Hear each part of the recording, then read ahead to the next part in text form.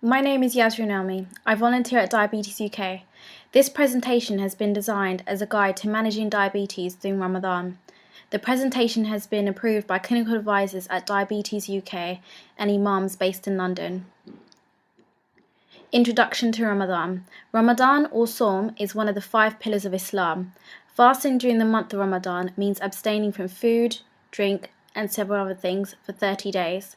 Most people take 2 meals, one meal before dawn known as Sehri and Iftar, the meal after sunset.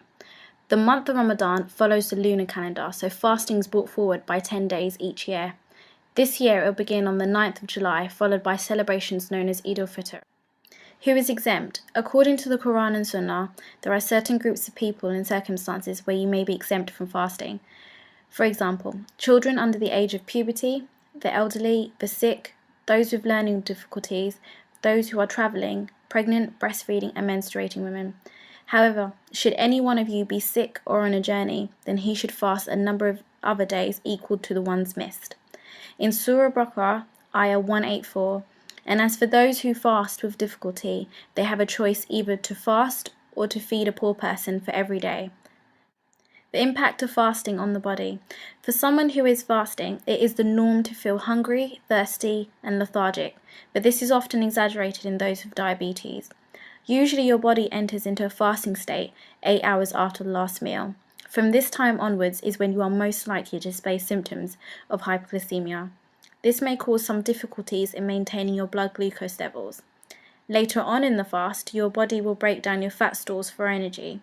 If you have a blood glucose meter, it's important that you check your blood glucose levels regularly during fasting. Potential risks when fasting. Risks of fasting with diabetes include hyperglycemia, hyperglycemia, and dehydration. Hyperglycemia, when glucose levels are too low. Symptoms include shaking, sweating, blurred vision, tingling of the lips, irritability, anxiety, fast pulse, palpitations. Not all people with diabetes will be at risk of hypos, only those with insulin or using certain medications. Hyperglycemia, when glucose levels are too high. Symptoms include thirst, increased urination, headaches, extreme tiredness, and ketones, which causes a pear drop smell on the breath. This only occurs in people with type 1 diabetes. Dehydration. Symptoms include feeling more thirsty, decreased urinary output, dry mouth, lips, and skin. Remember, testing your blood glucose levels doesn't break your fast, so if you have the facility, test regularly. What are my options? Ideally, you should visit your doctor 2 months prior to Ramadan or at your annual diabetic review to discuss your options and review your medication. Healthcare professionals may categorize patients who would like to fast during Ramadan as either high, moderate, or low risk. If you are advised by your doctor not to fast, then it's important you take this into consideration. Acknowledge that your GP has some understanding about your health and appreciate this. It may be a good idea to do a couple of days in the month prior to Ramadan, Sha'ban, to see if one is capable of completing it without any complications. In some areas, there are education programs focusing on managing your diabetes during Ramadan. Patients who have attended this education program have had a significant decrease in hypoglycemic events. How do I manage my diabetes? It is important to always take your medication with your food, and during Ramadan, a suitable medication plan needs to be devised with your healthcare professional.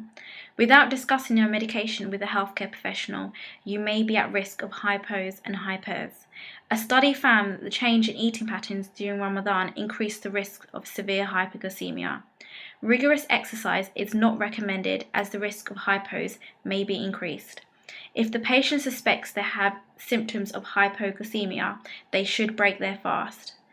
In Surah Baqarah, Ayah 195, make not your own hands contribute to your destruction. So it is important to look after yourself during Ramadan.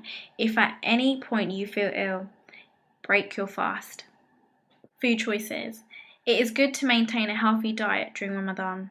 Before and after fasting, include high fiber foods such as whole grain cereals, brown bread, brown rice, beans, pulses, fruits, vegetables, and salads. Foods high in saturated fats should be avoided, such as ghee, samosas, or pakoras. Healthy ways to break your fast include a handful of dates and some water. Take-home messages. Testing your blood glucose levels is important and it does not break the fast. If you have a blood testing meter, test your glucose levels regularly. Consult your GP in advance. Look for signs of hyperglycemia, hypoglycemia, and dehydration. Remember that not all people with diabetes will be at risk of hypos, only those with insulin or on certain medications. Make sure someone you know is aware that you are fasting. It is really important to do this because if you go into a hypo or a hyper, then they would be able to respond more quickly. Always carry glucose tablets, glucose gel, or a sugary drink. This may need to be followed up with a snack, such as a piece of fruit, biscuit, or half a sandwich. Finally, if you are ill, it is important that you break your fast. Here are some references. For further information, you can contact Diabetes UK. Thank you for listening to this presentation. I hope you found it useful.